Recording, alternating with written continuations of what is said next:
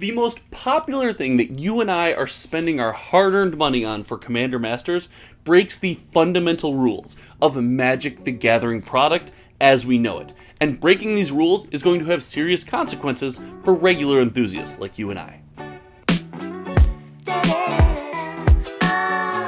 As we near the shining moment where Commander Masters is ready to drop at your local game store, we are getting more and more anxious about the products that we are about to spend our hard-earned money on. The draft and set box seem crazy priced, and while we know nothing about the draft experience, we do know that the set box goes against every other set box that we have laid our eyes on. But this isn't my major problem with the product. The popular way that regular people are engaging with Commander Masters is 100% the Commander decks. These Commander decks account for over 70% of all sealed product sales, Commander Masters related, on TCG Player. If you like data like this, you want to see the data as the set releases, make sure you click subscribe. But these products break the rules of Magic the Gathering. Yes, that's right. We are seeing 10 functionally unique cards, never before seen, not only printed in a master set, but printed into specific sealed Commander decks. Now yes, can you get flashy, blingy versions of these cards elsewhere? Sure, but the fact that you are guaranteed to get those 10 in these decks, and they're only available here, is something that we are not used to seeing in a product that is just open and on the shelves and ready to be purchased. And the community is reflecting their interest in that, as not only do these products sell like hotcakes, I mentioned what the percentage of the products were, but the prices of these products are constantly going up. Commander Masters Commander decks are seeing high prices, and that is because of the functionally unique cards. Now, not all decks are seeing these high prices. We do have 2 of the 4 decks seeing a lower price due to a lack of popularity and lack of popular theme, and I don't want to say that this just goes to show the Commander players don't necessarily care about power level, but they care about the theme and the fun they get to have in the Commander decks. And it's something I've said a long time on this channel. I'll link another video here if you want to check that out. But I do believe that change is going to affect the sale of the set. But back to the 10 functionally unique cards in each of these decks, it makes these decks feel like they don't serve the same purpose as all these other Commander decks. Historically, your sealed product Commander decks, your sealed Commander decks have been something that new players could go to their local game store, pick up a Commander deck, jump into a pod, and play. Friends could experience each new set by picking up the pack of 4 Commander decks, sitting down,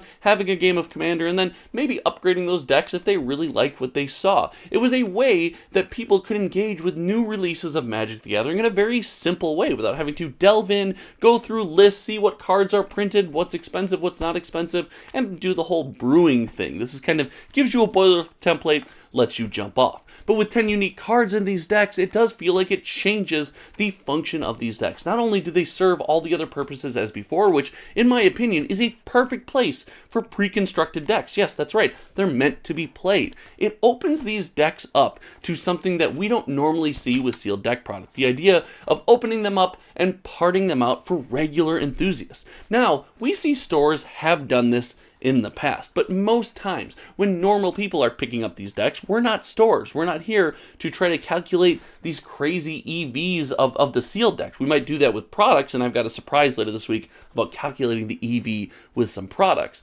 But with regular, when it comes to decks, we just pick them up to play them. Now, because of these 10 unique cards, like I said, we're going to pick them up, we're going to break them out, and often people are probably going to look to buy the set of 4, maybe keep 1, maybe keep 2, maybe keep none, and sell them off for parts. And as we do this, not only are we seeing cards that are going to fetch a high price on the secondary market, cards that should be readily affordable, some things that have good synergy, don't have good synergy, but because of their rarity, we could see a spike in price. We're also going to see the fact that not a lot of these decks are going to be kept together to play. Now, I do believe some pods will keep them together and play the decks, but as we part more and more of them out, we start to see this being all about the secondary market. And when it comes to being all about the secondary market for a product like sealed decks, I think we get into dangerous territory.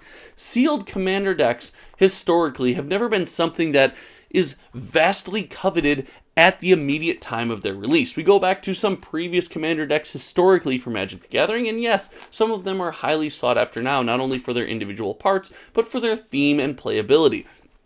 But with decks coming off the shelf and being immediately sought after for secondary market glory, it does fetch the question. Are we going to see an unlimited printing of this deck, causing the secondary market value to crash? Are the decks going to be limited in print, thus limiting the 10 unique cards that we see in each deck and making the secondary market go to the moon? Because I guarantee there are more Commander players out there than we think. This just all opens the door for craziness, things to happen. And I don't understand the need for the functionally unique cards, not only in the Master Set, but to be housed specifically within the Commander decks. Now, going forward, I'm not opposed to seeing functionally unique cards. We go back to something like core sets, and it does feel like Master Sets are kind of like our old core sets, but tuned up to like 400 billion with only popular cards. It was a cool way to get people reprints and get out there, and there was some experimentation with the idea of putting new cards in there, you know, a couple new cards here and there, but it was in a readily available product that wasn't going to go one of the two ways that I talked about. I do think because of this, it offers an opportunity for a lot of feels bad for people. Let's say the Commander decks are printed to the moon. There's a million of them and you buy them early. Well, guess what? 6, 8, 9, 10 months from now, they're probably not going to fetch the high price point they will. If they're printed to the moon, they'll be readily available. We can get our hands on all of those single cards, and we are not locked out of playing any Commander strategies or any cards that we want, and hey, that's a good thing. But if you go in the opposite direction, well, sorry, the feels bad there, I guess that's a good thing, but the feels bad is if you bought now at this price, you're like, oh my gosh, it is half, 1/3 the value. They're on Amazon for all I know. And that's, you're not going to be necessarily happy about that purchase. And going in the other direction, if they're crazy limited printing without an alternate version, look no further than the Warhammer Special Edition Commander decks.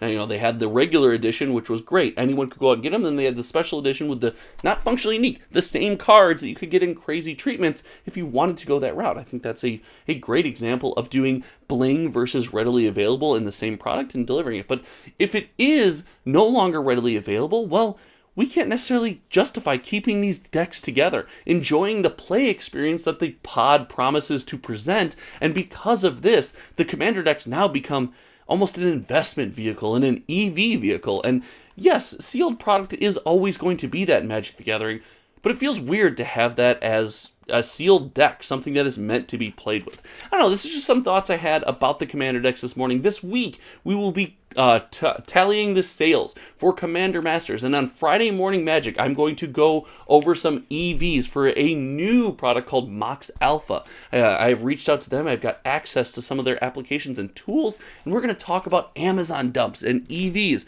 and what that means on this side of the counter, not the game store owners. Yes, Amazon dumps are bad for game stores, they're bad for almost everybody, but we exist in a world where they happen, so we might as well analyze them, see what we can do from our side of the counter, guys. Thank you so much for hanging out. We're racing to 6,250 subs.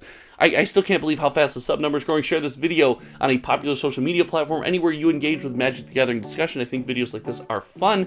Until next time, you guys know me. My name is Josh. You guys have a great week. We'll see you around. Goodbye.